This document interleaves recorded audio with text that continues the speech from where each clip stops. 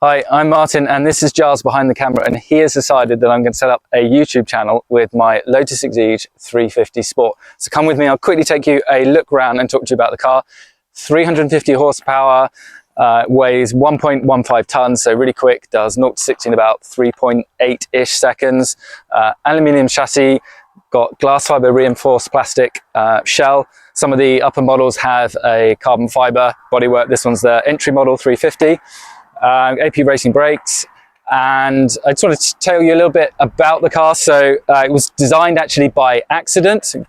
The Lotus test engineers wanted to test the new Evora to test the performance, so they basically got an Elise donor car and then attached it to the back of an Evora. The test drivers came back and said, got to make one of these, and so here it is. So essentially from this part here where I am all the way to the front, is an Elise, and at the back part is an Evora.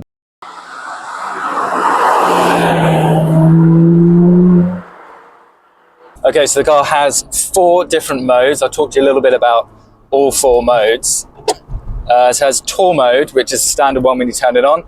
It has that controls understeer, so prevents you or limits the understeer and the oversteer, and that's Tour mode, and it keeps the exhaust pretty much silent until you get to about 4,500–5,000 RPM when it starts to open up. Then you have Sport mode, which turns the exhaust up a notch, doesn't at all help with understeer, so you're on your own with understeer.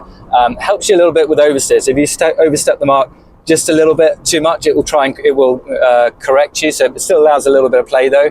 Quite interestingly though, the car actually on its own likes to correct itself. It's very difficult to explain, but whatever mode you're on or off, the car sort of naturally wants to tuck itself in. So if you want to get it to oversteer, you've got to really prod it quite a bit. And of course this car is phenomenal grip, so it's not really designed to be a drift car. It's all about grip and lap times and that kind of thing. Next mode is a bit complicated. It's race mode. What it does, as far as I'm aware, is it learns the surface of the road and then adjusts how much power it's going to give you. Apparently even racing drivers perform better in race mode around a racing track than they do with everything off. And of course, last but not least, the final mode, which is off, which basically turns everything off when you're on your own. Don't tend to use that mode very often. Hello and welcome to tomorrow. It is a typical British rainy day, but that's not going to stop us. We're going to go through 5 major complaints about the Exige 350 Sport, and we're going to discuss whether or not they are true. We're going to go back in time to yesterday when we did some of the filming to the answers of these questions. But let's get started. Number 1, it's difficult to get in and out of. Number 2, it leaks all the time. Number 3, anything you put in the boot is going to melt. Number 4, it breaks down all the time. Number 5, the gear knob is really, really cold in the winter. Difficult to get in and out of. Yes, it is a little bit, but in front of me now I have Giles, who is my 6'2" nephew, so he's a giant, and he's about to show you how easy or difficult it is to get in and out of. So off you go, Giles. All right, follow me around.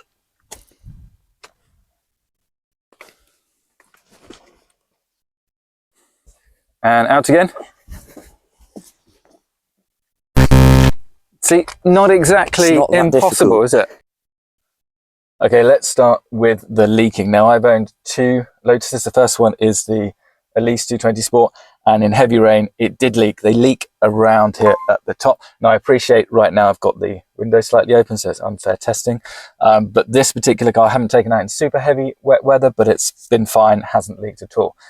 They had to get someone to sit inside and somebody outside. The outside person would spray the window with water, and the person sitting on the inside would count the number of drips that came through on the inside, and there was a sort of a tolerance level as to how much, how bad the issue was and whether they would fix it or not. Don't know if that's true, but that was what I was told. Yes, things do get a little bit warm, so you don't want to put things in there that might sort of melt or defrost or something like that. Obviously, it's right close to the engine, so it does get quite warm. Okay, so reliability. Does it break down all the time? Well, we've been filming for 2 days and it hasn't broken down once. I've had an Elise for 4 years, 3-4 years, put 20,000 miles on it, had no major issues. This one I've put 9,000 miles on so far in a year, no issues at all. So a few sort of outstanding features. You've got obviously the gear stick where you can see through all the mechanics, which I quite like. A lot of people say that the gear knob is cold in the winter, and it is. So if you're sensitive, wear a glove.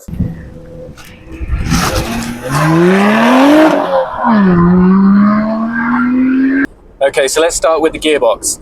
Really nice positive shifts. A little bit slow at times. You need to sort of take your time when you're shifting. So if you're going from, say, fourth to third, it's a good idea just to pause it for a millisecond in the middle before slotting it into place. But it's quite a positive shift, so it's quite satisfying.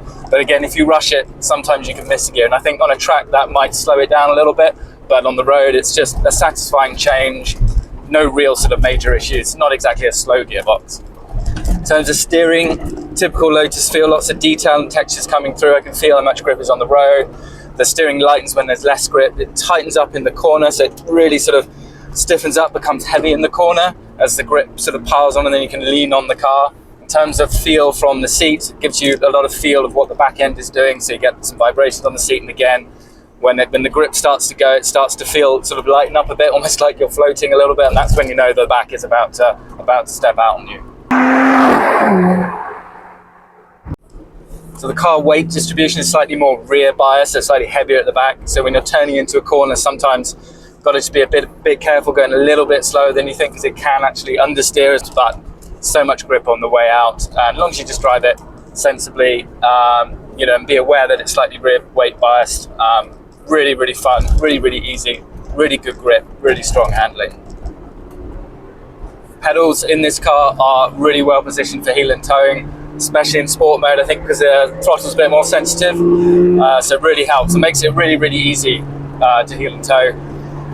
Okay, so here we are inside, and as you can see, maybe from the seats, they are almost touching. So whoever you sit next to, you're going to get pretty close to them. Fortunately, we are quite thin, so we're not quite sort of nudging each other. But if you're a gym goer and you've got all these broad shoulders, you might nudge each other occasionally. I do find when changing the gear, though, I do sort of brush up against the passenger's knee because everything's kind of quite tight and compact. I think it's quite nice to have quite a confined cabin, and also love these big sills here, which I know do get in the way when people get in and out, but it kind of makes it feel special. It's sort of a sense of occasion getting into the car, so I actually find it quite good. Okay, now let's go in and get on the other side. Hand built in England by Carl Knights. Every single Lotus I've seen has this exact plaque. So Carl Knights is the busiest man in the world, I think. My nephew here is going to tell me things he does or doesn't like about the inside of the car. Alright, so the first thing I really like is the hand stitching. And what depicts Lotus from any other car is the hand-built aspect. So everything you see inside the interior, all of the stitching, it's all done by hand. You've then got all the stitching the other side and just everywhere in the car. The seats, which have a nice drop here with the nice little cutout. The only problem, because I'm obviously quite tall compared to my uncle here, he's got a movable seat where you can adjust how far back you can go. But obviously for me, I don't have that. But it is quite far back anyway, so it's quite good legroom. I've got enough space to be quite comfortable. A lot of people complain about their back hurting, same as my uncle, but you can see there's a nice arch here which can get quite uncomfortable for some people, but I'm okay with it. I genuinely don't think that being tall is that big of an issue for sitting in this Lotus. It's a downside, but obviously there's headroom still. Okay, starting to arrange. Let's quickly look at the engine in the boot. 3.5 litre V6 Toyota unit, supercharger whacked on top. This one is the Sport 350, so 345 horsepower, I think. We'll put the torque figures down on the screen. And obviously there are other, the power goes up to 430 horsepower, and these are different supercharger and a few other bits and pieces, depending on the model that you have. Now, if we go into the boot here, it does seem a little bit small, but there's quite a lot of space all the way on the outside here, right above the wheels that you probably can't see. You can fit quite a bit of bags here. It's not super big. There's also space behind the seats. Won't show you that, but there's a little bit of space, tiny little shelf that you can put stuff in as well. Okay.